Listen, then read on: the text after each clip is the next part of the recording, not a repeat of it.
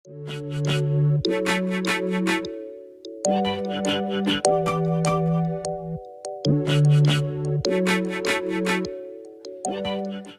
Okay, maganda to. How? Okay, kasi next question. If a person is uncomfortable with feedback, how do you give one? That's interesting. That's an interesting scenario. Uncomfortable with feedback, how do you give one? I can imagine, no, very... Kasi sometimes I'm guilty of this, even more often before than now. You know, it's something that people have to unlearn, or people are yung tipong you're given the feedback and then the reaction is that of a victim, or you're bullied ka na parang sige na nga, tama ka na nga, okay na yung tipong ganon. Not really accepting of it.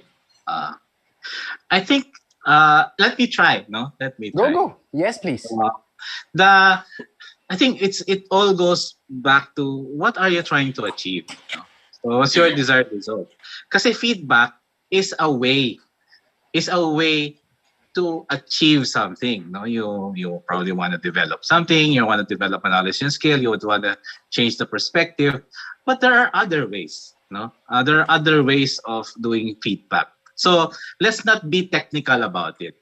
But it's true that some people really can't take feedback. It makes the relationship even worse. No, how? This is where managing difficult conversations need to happen. No, why do they feel bad? One, you're making them feel incompetent.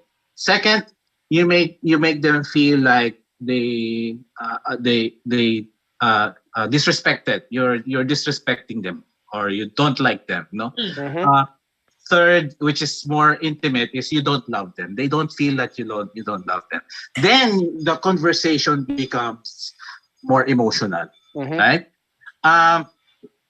So the key now to do is to tell a story, about what's really happening, rather than what you're feeling. Stories, diba? What you're feeling. How would that sound like? Yeah, give us an example, Sid. Parang how would that be? What you're feeling is like, alam mo, this one, you made me feel bad. I got upset with this one because you gave me something that I don't like. So that person now feels like, oh my gosh, you did something wrong, right? But if your conversation is about, I got this report. It says here this one. No? The template says you have to do it. You have to do this one. But the information here says it's this one. But what do you think? This is the correct information, or what do you think what is the right information for this one? So you're picking it into something factual, no, something more objective, and you're not saying you are wrong. You're saying this is wrong. No, this is wrong. So now he can have an opportunity to correct it objectively. No, right. Rather than you telling him, hey, you're bad. No. Now the other part is there are really some people, like in the French language, maximizers. So regardless of how you say it, they're going to think, oh, I wasn't good enough. No, that one. There's not much you can do about it, no. You just have to tone it down. You have to tone down the feedback by doing it another way. Like, for example, what we are a family of maximizers, by the way. No, so my wife, my daughter, my two daughters are maximizers. So the way I give feedback to everybody is by saying, what do you think of this? Yeah. Which would you prefer, this one or this one?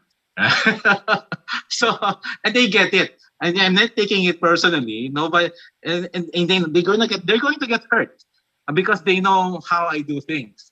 But they know I'm trying to respect them.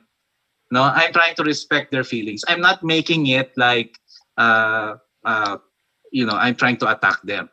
Now, And this is where the EBA or the emotional bank account matters. You need to have high deposits in the emotional bank account for me to be able to do that to them. So I can just kid around and say, hey, you know what? I prefer this one over this one. What do you think? Yeah. So yeah. But I don't attack or I don't say, you know what you did was wrong. Oh my gosh. That's going to be an emotional conversation. I'm taking notes. Here. So am I. I honestly am taking notes here. Share. Pao is such a better note taker than me. Pao, if you would share.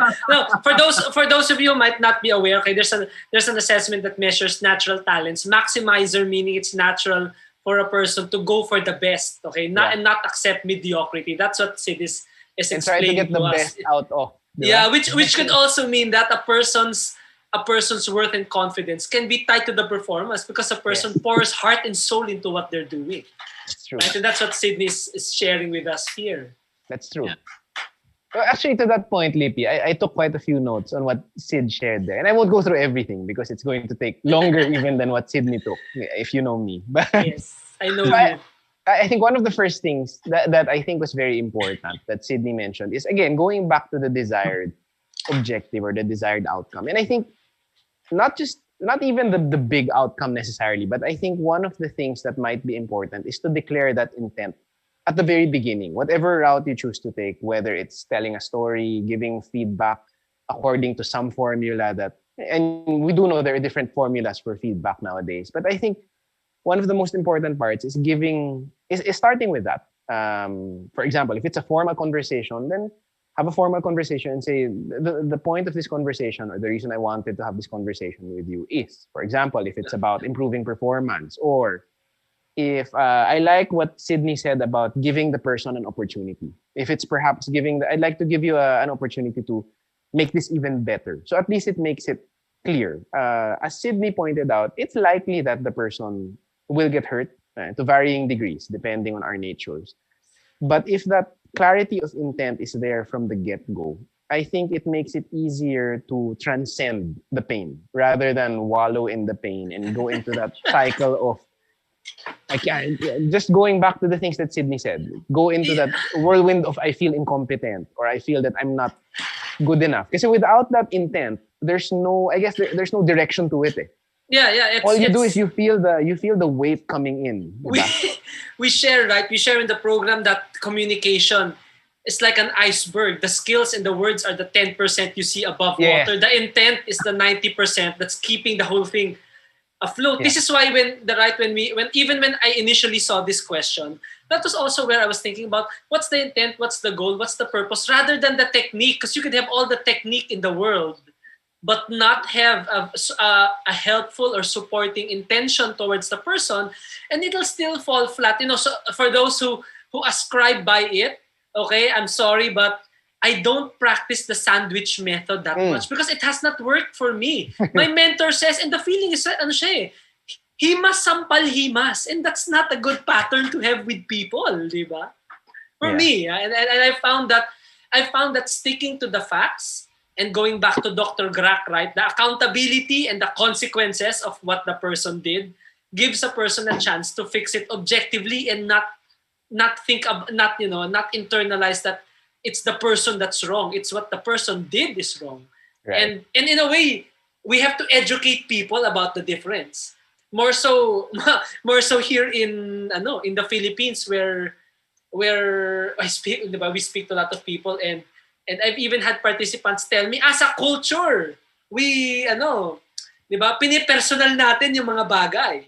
Mm-hmm. Even when it's talking about the performance.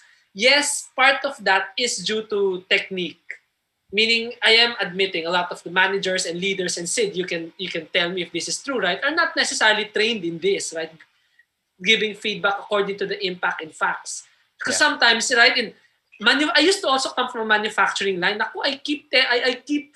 I once had a conversation with one of my managers because the manager would always tell people, bulok ka, bakit ganyan performance mo?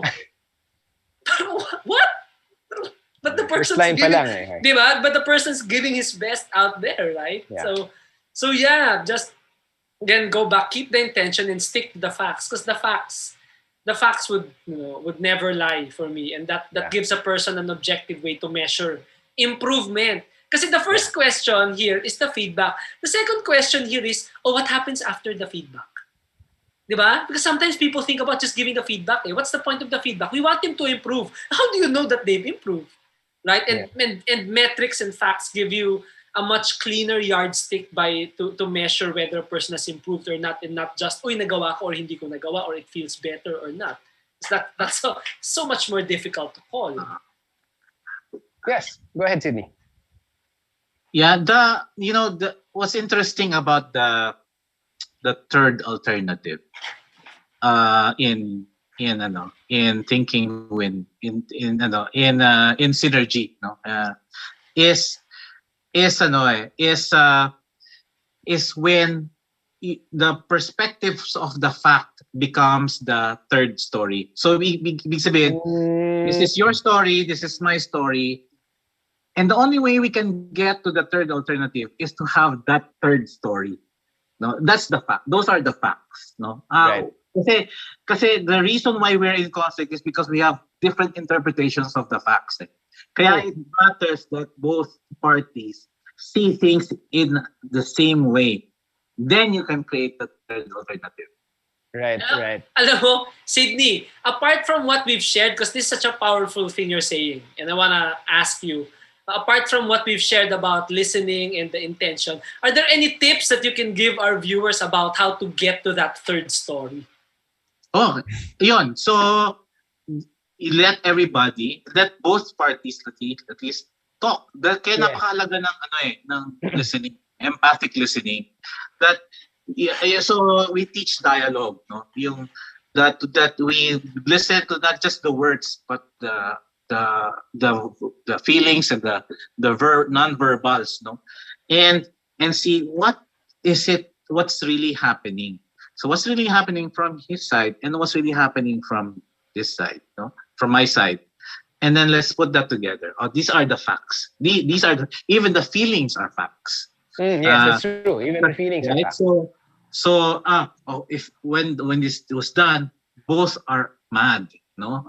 So you need to know those things. Then what are the pain points. So in the journey mapping of that whole experience, these are the pains. This is what we need to solve. That's where you need to now come up with a third alternative. I love how you just parang you boil it down to what are the facts and what needs to be actually resolved, right? True. Yeah. Yeah. And Maria Rita is sharing here that habits 4 and 5 are requisites to reach the third story. Yeah, that's definitely. True. And Sid, I felt, gave a really great example. Diba? If everyone followed that, the telenovelas would be out of business. Kasi 3 episodes in, tapos na eh. Pero alam mo, very powerful yung specifics na tinuro sa atin eh.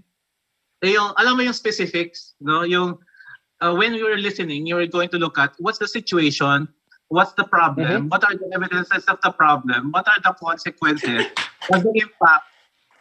So, and then given that, what do you want to do? What's the future desired result? No? So napakahalaga nun sa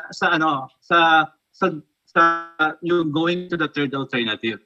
Ayun. So, di ba tinuro yun sa mahal para siya, di ba? Oo.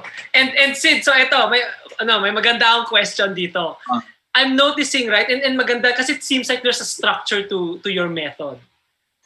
Right? How do we begin to share that? Or how do I begin to apply that if I'm not as structured a thinker as you? Kung hindi kasing systematic. Kasi Sid has I'm hearing Sid has a criteria when I'm listening. What's the situation? What's the emotion? And through experience, and through experience, guys, you can develop this, right? I'm not. It's a skill that is trainable, and I'm saying this coming from someone who has undertaken coach training, because they teach this in certification in professional development when it comes to professional coaching. But I'm a manager, I'm in the moment, I don't have a structure or like this, and the heat gets to my head, mainit ng ulo ko, right? Any tips that you can share, Sid, about how I can start to listen deeper, as you were saying? Alam mo, regardless of the patterns, no. I'm a high intuitive person, so patterns is very important to me. But regardless of it, you have to be able to name it. Because if you cannot name it, then it's not important, no. So at least in any conversation, you need to know what's the problem. Because if it's not a problem, why discuss it? No, why make it a big deal? So what's the problem? And you need to it has to be evidence based, 'di ba? Ayun, so what kasi the problem is the difference between what's really happening and what do you want to do?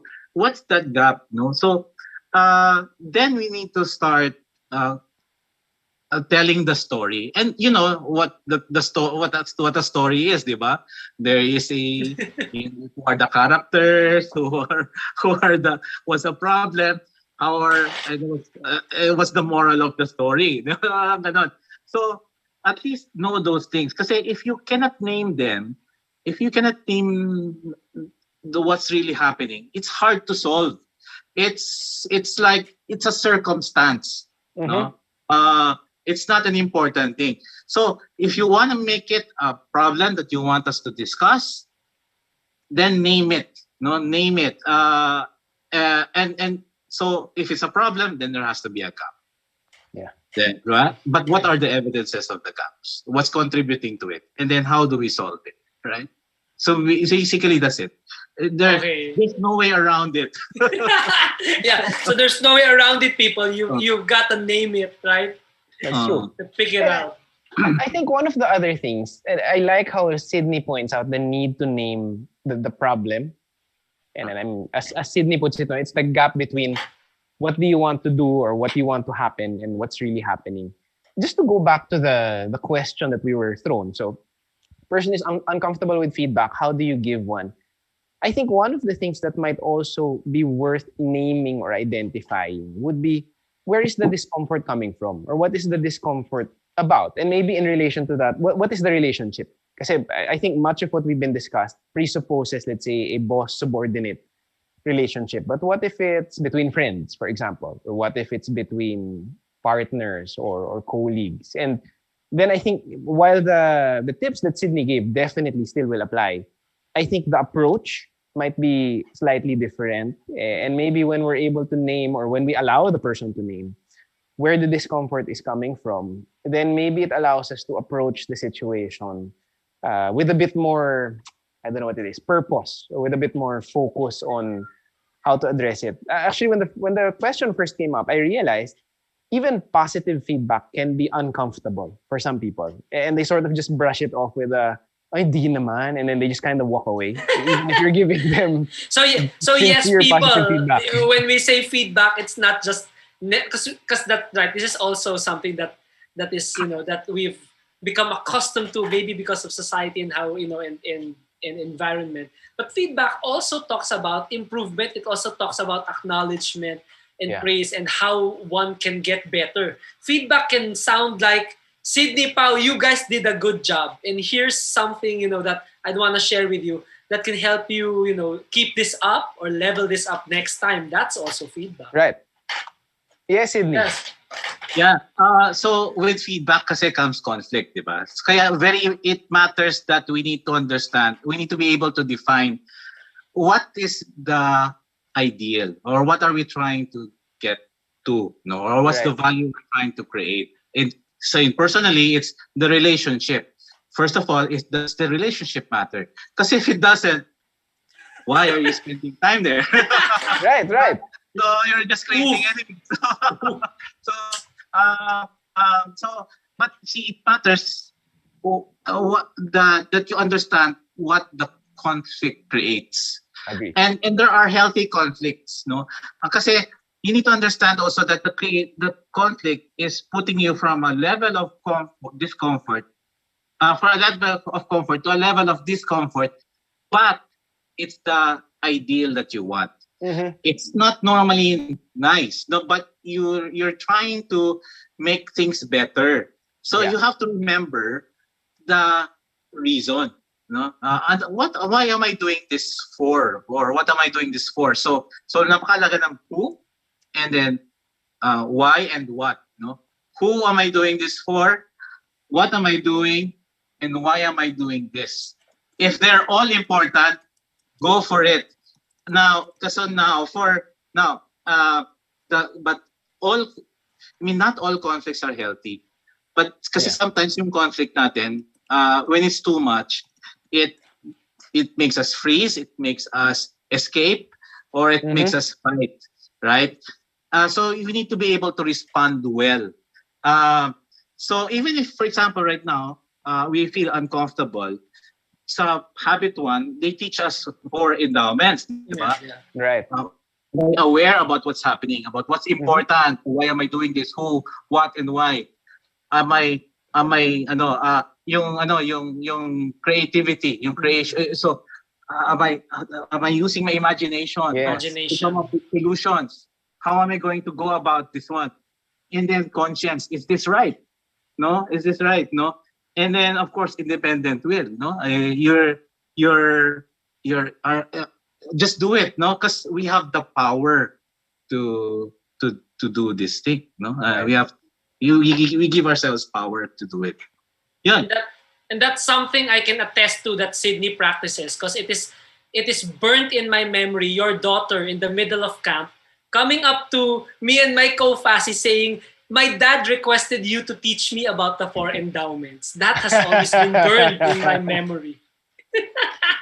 I was going to say, while Sydney was going through that, I love how it almost sounds like inaral ni Sydney to just before this session. And yet we know that it's not that he studied it right before. No, I think it's just proving the fact that we should give Sydney a shot at facilitating the whole workshop. Yeah. And one more thing that I'd like to add, just to what Sydney mentioned about, again, going back to that value that we're trying to create. I think one of the things, while of course it's important to share that with the other person, I think it's also important to remain true to that throughout the conversation. Because, for example, if I were to imagine myself in the place of this person who's trying to give feedback, and the other person doesn't like it, so let's say it's difficult feedback, it's constructive feedback, and the other person becomes defensive. I can imagine if the conversation is sustained, I will eventually become frustrated. Maybe at the back of my mind, I'm thinking, ba't ba hindi mo matanggap? And then it might spiral down into a, just accept that you're wrong, for crying out loud. Instead of... So then the intent there is not to give feedback, or the intent there being, I want this person's behavior to change. Yes, yeah. Because I'm thinking, right, one intent is, and I remember that different times that I've given feedback. There are times where I've given feedback that if the person doesn't want to change and accept, part of the intention there was, it was bothering me to not even say it. So in a way, what I don't want lost here is that when we talk about creating value in the intent, be clear also about what is the value for you, for me personally, to be able to also give the feedback, because maybe it's something that doesn't sit well with me and I need to communicate that to you, right? And if you're not willing to make changes, or you're not willing to work for a third alternative, then a decision has to come from that, right? That consequence. Raymond actually jumped in with the 4-way test, and he suggested, so from Raymond Siriaco, use the 4-way test. He said the truth, and I think it goes back to what Sydney mentioned. What are the facts? What are the objective facts? What's really happening here? With the emotions and the feelings being facts themselves, not being the facts, but they themselves are just part of the facts. Is it fair to all concerned? And I think what's important here, going back to habit 4, is just recognize both parties, not just the one person who's giving feedback. And then is it about building better goodwill and friendships? And I think Sydney also mentioned the relationship is also important here. And then finally, is it beneficial to all concerned? I mean, yun nga. Kaya babalik tayo dun sa win-win eh. Do we recognize the wins or the benefits or the desires of both parties? Yeah. So, Raymond, so thank you for sharing that. And thank you. Right, this is the rotary 4-way test, right? Yes. The one that you see, on the signs on the road. Yes. So, so what's another way that would help you give feedback? Listen to the person. Read the signs, people. Don't just let the signs go by. Read the signs. Yeah, especially in the old world, when we'd get stuck in traffic, we had time to read the signs. Yep. And thank you. Sa Maria Rita again share this challenge for the feedback giver to be proactive as the other person rejects it. That's true. And That's that's true. exactly what Sid, you just gave a perfect example to this, right? And yet what's the value for us to still be proactive? Or maybe sometimes it's an assumption. I don't Sid, do you get this sometimes when you coach your managers or your people? They have this story about, I want to give this person feedback, pero magagalit na yan eh. Pero hindi niya gusto eh. But he hasn't even said anything yet to the person. Yeah. Yeah, you need to go back to the intent, diba? Yes. Why are you doing this? What value are you trying to create? And one of the things that I learned as a manager and as a leader is that we help people succeed. And even as parents, we help our kids succeed in life, And then the same thing with our friends. So if you know that they're gonna make a mistake, what are you going to do? Allow them, right? So you have to be concerned. So every one of us are parents, to each other, even to our, to our to our subordinates, even to our colleagues. That's called accountability. No, you tell them, hey, what you're doing is wrong. We're all going to fail. You're going to fail. Do you want that? No, we have to be concerned. So you have to think about what's the consequence if you allow it, if you allowed it to happen. So you have to do everything you can. Personally, I have to do everything I can to help that person realize this is very important for you. Now, what if it's not important for him? Then there's another conversation. That means you have two different desired results, right? Right. So then maybe you shouldn't have that conversation at all. Yeah. There.